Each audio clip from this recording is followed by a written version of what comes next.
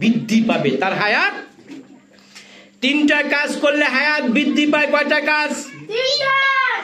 এক নাম্বার কাজ হলো মা বাবার চেহারা প্রাণে যদি মানুষ তাকায়।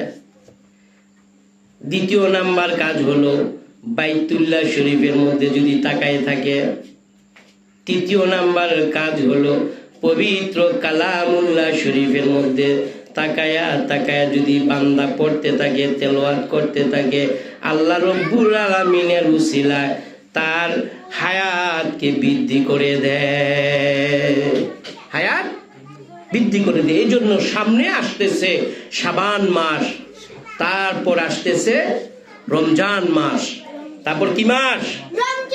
এই রমজান মাসে পবিত্র কালামুল্লাহ শরীফ, কোরআন শরীফ নাজিল করা হয়েছে। কি করা হয়েছে? নাজিল করা হয়েছে। এই জন্য আমরা রমজানের জন্য তৈয়ার থাকতে হবে। তৈয়ার থাকতে হবে না?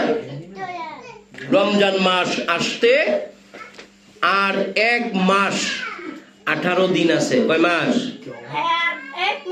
1 মাস 18 দিনের পরে আসতেছে রমজান। এই জন্য বেশি বেশি করে কি করতে হবে? নামাজ পড়তে হবে, কোরআন তেলাওয়াত করতে হবে, জিকির করতে হবে। এই জন্য আমার মা বোনদেরকে আমি বলতেছি, কোনো মানুষ যখন জিকির করে, জিকির করার কারণে হার্ট ভালো থাকে। হার্ট কি থাকে? ভালো থাকে। জিকির করতে হবে বেশি বেশি করে। আল্লাহ পাক বলেন, ইয়া আইয়ুহাল্লাযীনা আমানুযকুরুল্লাহ যিকরান কাসীরা। হে ঈমানদারগণ, তোমরা একমাত্র বেশি বেশি করে আল্লাহ পাকের জিকির করো। কার জিকির? আল্লাহ পাকের জিকির করো। হযরত মুসা আলাইহিস সালাম আল্লাহ রব্বুল আলামিনকে ডেকে বলে, হে আল্লাহ, আমাকে এমন একটি বাক্য দাও, এমন একটি কালিমা দাও যে কালিমা আমি জানবো আর তুমি জানবো, পৃথিবীর অন্য কোনো মানুষ জানবে না। আল্লাহ রব্বুল আলামিন ডেকে বলেন, হে মুসা, তুমি পড়ো লা ইলাহা ইল্লাল্লাহ, লা ইলাহা ইল্লাল্লাহ। মুসা আলাইহিস সালাম আল্লাহকে ডেকে বলেন, হে আল্লাহ, এটা তো তামাম পৃথিবীর সবাই জানে গো আল্লাহ, আমি তো এমন এক কালিমা চেয়েছিলাম গো আল্লাহ, যে কালিমা তুমি জানবে আর আমি জানবো, পৃথিবীর অন্য কোনো মানুষ জানবে না। আল্লাহ রব্বুল আলামিন ডেকে বলেন, হে মুসা, তুমি জানো এই কালিমার ওয়েট কতটুক?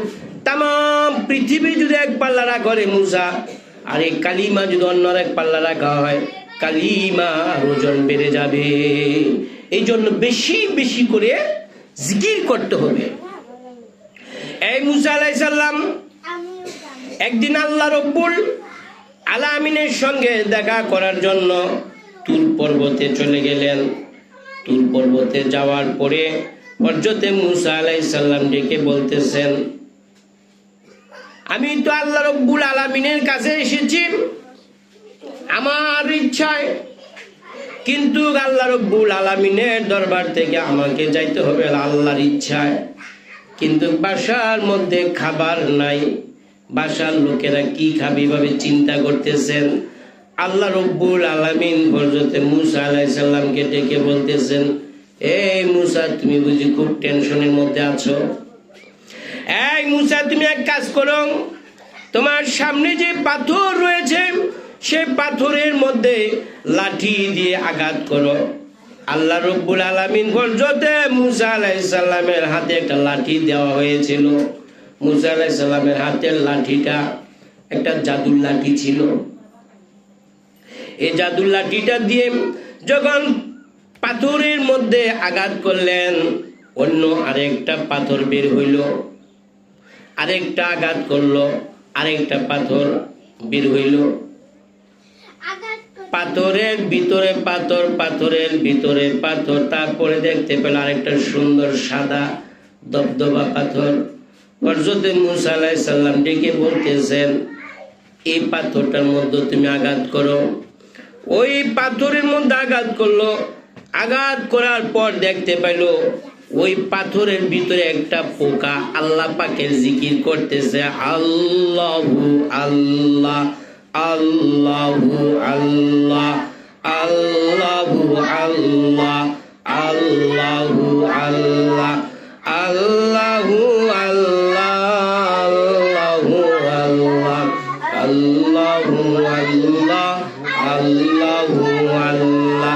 এইভাবে যখন পাথরের মধ্যে জিকির করতেছিল, আমার আল্লাহ ডেকে বলে, হে মুসা দেখতে পাচ্ছ পাথরের ভিতরে পাথর, পাথরের ভিতরে পাথর, তারপরে অন্য আরেকটা পাথর, ওখানের মধ্যে আমি আল্লাহ রব্বুল আলামিন পোকাকে রিজিক দিচ্ছি। রিজিকের মালিককে আল্লাহ, আল্লাহু খায়রুল রাজিকিন। রিজিকের মালিককে আল্লাহ। এই জন্য মাঝে মাঝে কি করতে হবে? জিকির করতে হবে। হ্যাঁ, দুষ্টামি করছো কেন?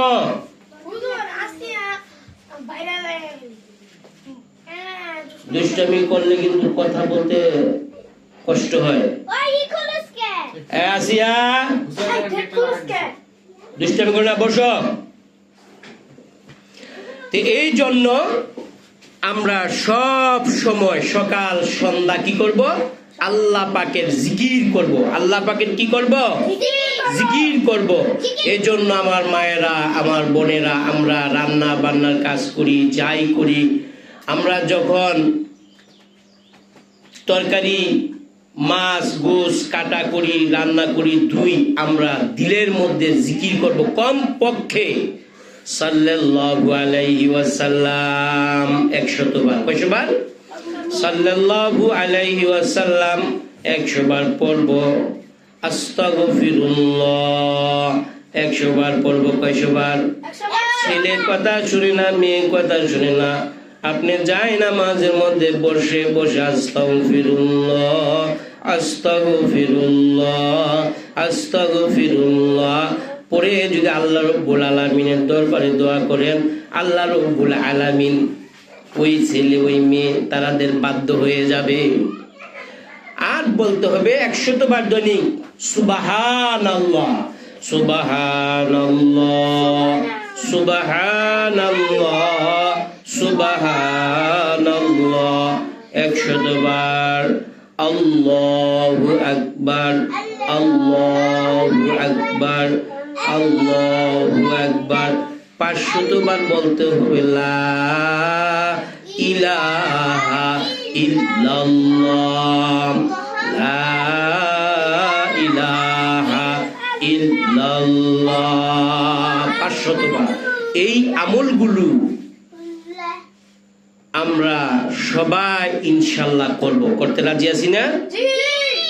এই আমলগুলো যখন করব, হাদিসের মধ্যে আসছে কোন বান্দা যখন একবার সুবহানাল্লাহ বলেন, আল্লাহ রব্বুল আলামিন আসমান থেকে জমিন পর্যন্ত যতটুক জায়গা ফাঁকা আছে অতটুক জায়গা আল্লাহ রব্বুল আলামিন নেক দিয়ে ভরে দেয়।